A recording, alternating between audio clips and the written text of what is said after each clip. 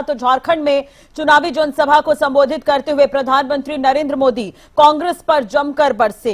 PM Modi ने कहा कि कांग्रेस आज भी माओवादी नक्सलियों का समर्थन कर रही है। कांग्रेस के राज में राशन सड़ता था, आदिवासी क्षेत्रों के बच्चे भूख से मरते रहते थे। कांग्रेस अनाज गोदामों पर ताला लगाकर बैठ जाती थी।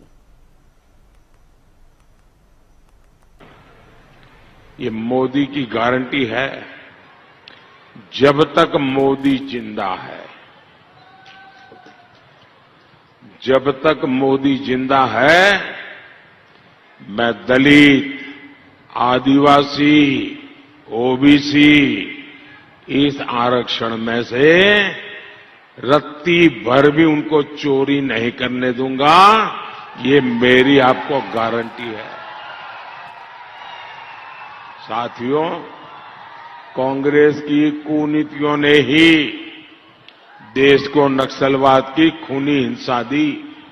माओवाद ने हमारी कितनी माताओं के लाडलों का जीवन बर्बाद कर दिया। 10 सालों में मोदी ने माओवादी हिंसा के देश के एक बड़े हिस्से को मुक्त कराया है, लेकिन कांग्रेस आज भी माओवादी नक्सलियों का समर्थन कर रही है। अपना वोट बैंक बचाने के लिए कांग्रेस आतंकवादियों पर भी कार्रवाई नहीं करती। कांग्रेस के राज में राशन सड़ता रहता था, आदिवासी क्षेत्रों में बच्चे भूख से मरते थे और कांग्रेस अनाज गोदामों पर ताला लगाकर बैठ गई थी।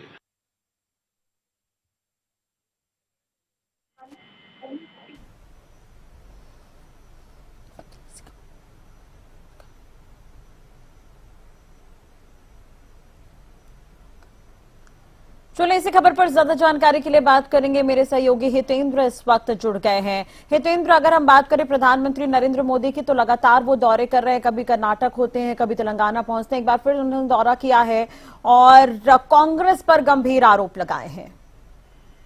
बिल्कुल, न सिर्फ कांग्रेस पर बल्कि जेएमएम पर भी बरसते हुए नजर आए, क्योंकि झारखंड पहुंचे थे आज प्रधानमंत्री नरेंद्र मोदी। वहां पर उन्होंने मुख्यमंत्री हेमंत सोरेन का जिक्र भी किया है बिना नाम लिए। उन्होंने कहा कि एक मुख्यमंत्री भ्रष्टाचार के गंभीर आरोपों में जेल में बंद है, जो आपके घर में डाका डाले उसे सजा मिलनी चाहिए या नहीं, इस तरह के सवाल भी उन्होंने पूछा और पूरे के पूरे इंडिया गठबंधन पर निशाना साधते हुए नजर आए। उन्होंने कहा कि इंडिया अलायंस वाले कहते हैं भ्रष्टाचारियों को बचाओ, आने वाले 5 सालों में भ्रष्टाचारियों पर कानून का डंडा चलेगा, ये संदेश यहाँ से वो देते हुए नजर आए। और साथ ही साथ जो बात चल रही है इस तरह से, इंडिया गठबंधन के जो नेता हैं या कांग्रेस के जो नेता हैं वो कह रहे हैं बार बार के संविधान को बदल देंगे प्रधानमंत्री मोदी, इस तरह की बातें जो कही जा रही हैं उस पर भी लोगों को ये भरोसा दिलवाते हुए नजर आए।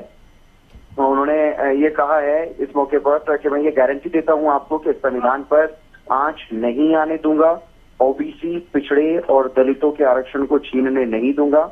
और साथ ही साथ यहाँ पर एक बड़ी बात वो कहते हुए नजर आए कि मैं बाबा साहेब अंबेडकर को पूछने वालों में से हूँ।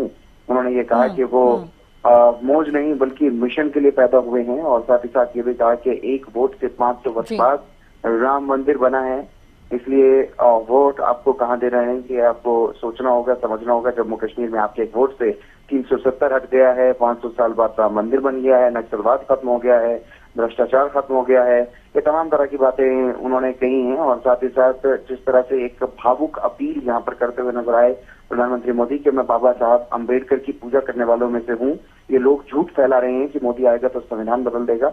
और उन्होंने कहा कि 10 साल से आया हुआ हूँ, कोई नया आने वाला नहीं हूँ और मैं 10 साल से सरकार चला रहा हूँ, ये पास नहीं करूंगा। मैं गारंटी देता हूँ जब तक मोदी जिंदा है, दलित, पिछड़े, आदिवासियों के आरक्षण का रत्ती भर भी मुसलमानों को नहीं देने दूंगा। ये बात यहाँ पर वो कहते हुए नजर आए। और साथ ही साथ एक विशेष वर्ग को लेकर के उन्होंने एक बार फिर से निशाना साधा, एक लैंड जिहाद जो नया वर्ड इजाद हुआ है इस चुनाव में राष्ट्रीय, अब काफी सुर्खियों में बना हुआ है, क्योंकि लव जिहाद इससे पहले आया, राजनीतिक शब्द इसे कहा जाता है लव जिहाद को, और एक और राजनीतिक शब्द अब इजाद हुआ है लैंड जिहाद, जिसमें उन्होंने कहा कि हमने लव जिहाद तो सुना था और अब लैंड जिहाद भी सुना है, अब ये वोट जिहाद कर रही हैं। तो लोग चाहें जितने जिहाद कर लें, ये देश पीछे हटने वाला नहीं है, मोदी डरने वाला नहीं है। ये चुनाव एक मजबूत देश के लिए, मजबूत सरकार बनाने के लिए है। कांग्रेस नक्सलियों का समर्थन करती है, माओवादियों का नाम लेते हुए माओवादी विचारधारा को एक बार फिर से टारगेट यहाँ पर करते हुए नजर आए जी, प्रधानमंत्री जी। नरेंद्र मोदी।